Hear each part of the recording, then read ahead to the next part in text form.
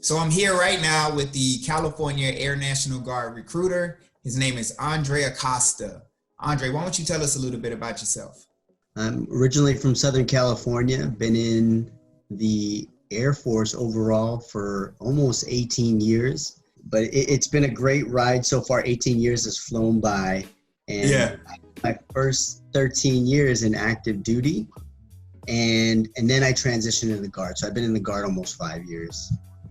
Okay, so you got to do both active duty and Air National Guard. I guess from your experience, what would you say the biggest difference was between active duty and National Guard? Good question. I think the biggest difference is kind of control. And what I mean by that is having the flexibility of, how much Air Force you want to partake in. Active duty, you're going to be full-time Air Force. That's a given. But with the Air Guard, you're part-time. So you can kind of have more flexibility on when you're going to serve. You can have a full-time career. You can be a full-time college student. You can also choose where you're stationed. So, I'm originally from Southern California and I'm stationed in Southern California. And I can have my whole career here, which I love because I'm close to family and my friends, and I get the best of both worlds. I guess for applicants who are thinking about going to the Guard, what would you want them to think about before they made that decision of joining the Air National Guard? Right on. So what I suggest applicants do is simply prioritize your goals, your whys. Why are you joining? So like the best case I can think of, one of my applicants, she wanted to become a dentist, right? But her number one priority was paying for dental school. But she also wanted dental experience. So that was her number two priority. It lucked out. I was able to get her a dental tech job. So she's getting the best of both worlds. But had she not identified that prior, it might be a little bit more challenging. But once you have a plan in place, it's only going to set you up for success. I definitely agree with you. That's usually the hardest part for an applicant, is trying to figure out their why. I guess my next question would be, how are your education benefits in California, and how would someone go about using those benefits? Good question. So there's a couple of different options available. Number one, everybody's going to get the Montgomery GI Bill, right? So, and this fluctuates year to year. Currently, that's $375 a month for a full-time college student, right? So everybody's getting that. And then if you choose a job, that's what we call a bonus job. So that we're trying to incentivize filling that job, they'll get the GI Bill kicker. So that's an additional $350. So the total of those two, the Montgomery GI Bill and the GI Bill kicker, is $725 a month for a full-time college student. So that's one pot of money, right? Another one now that they're talking about is Air Force tuition assistance that we're going to get. So that's $4,500 a year that you're going to get and have access to. That's restricted to tuition. And then we also have a California National Guard grant that matches the Cal grant.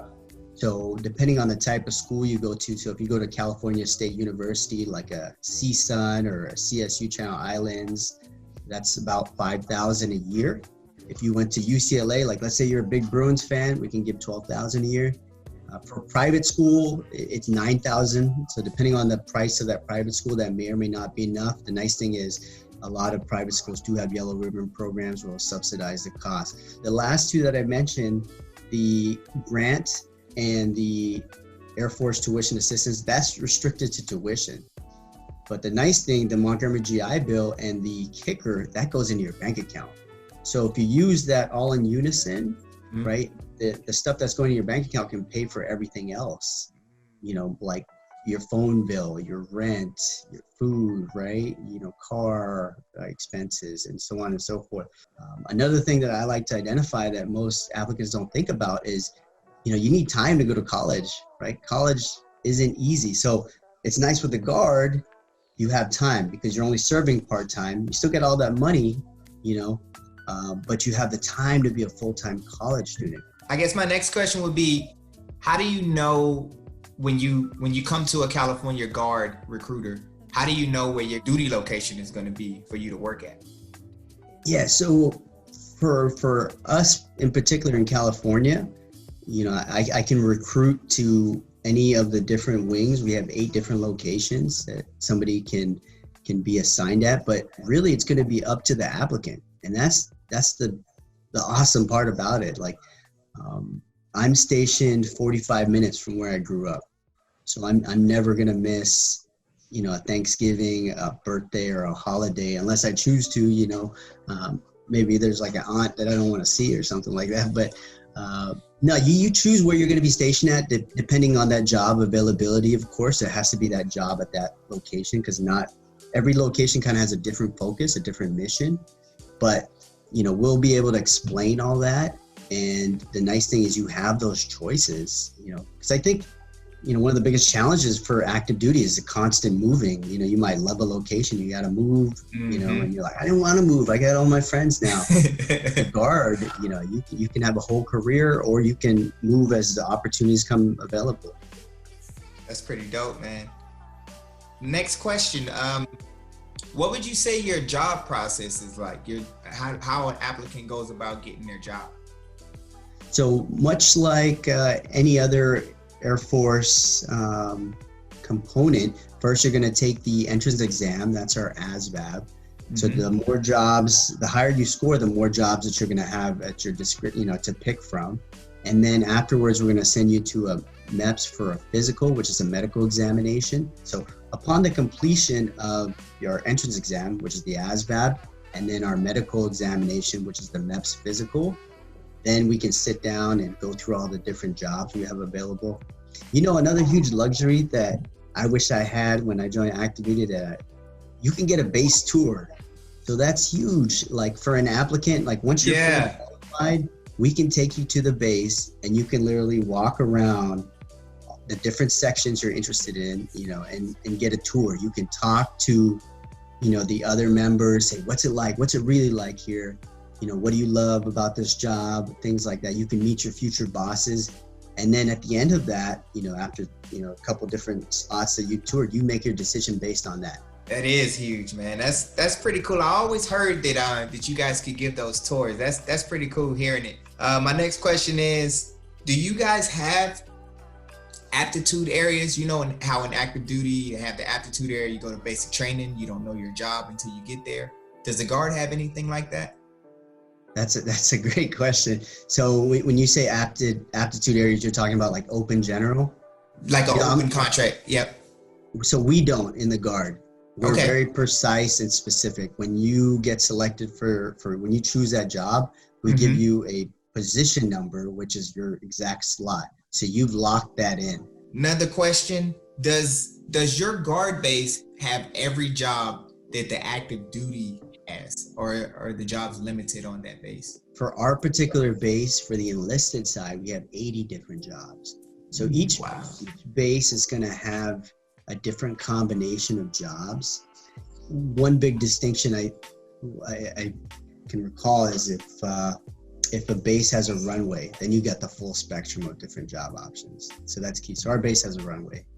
Okay, so that's something to keep in mind. If a base has a runway, then you know they have a lot of different jobs available at that base. Exactly. Some of the other locations are going to specialize, like maybe they're a communication squadron. So that means they're going to be doing specifically IT. But if they got a runway, they're going to have, of course, have flying jobs, things like that.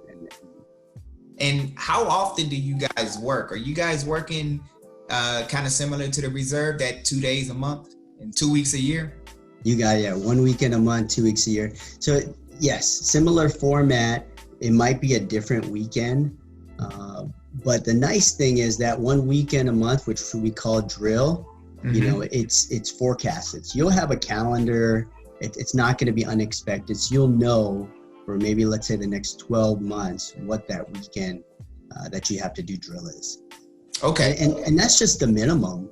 You know, if a member says, like, let's just say somebody's a college student and they're like, hey, I'm off for the summer. You can talk to your supervisor and be like, can you put me on orders so I have, you know, income during the summer? And, you know, they can in most cases, they'll be willing to do that and put you on extra orders. So you can definitely do more than the minimum and get paid for it. All right. So do you have any last words that you wanted to say to people watching? Yeah, absolutely. I know there's always a little bit of a rivalry between the different branches and different components, but to be real with you, regardless of the branch, regardless of the component, and by component I mean like active duty or reserve, it's all good. It's all Mhm. really good options. It's just, to be honest with you, finding out what's the best option for the individual.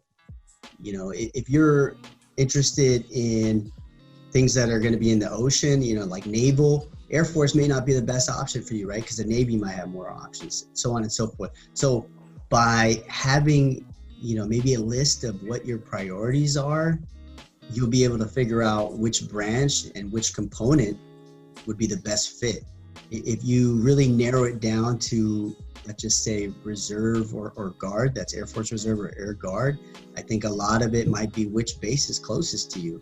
It might Mhm. be which base has the job that you want experience in.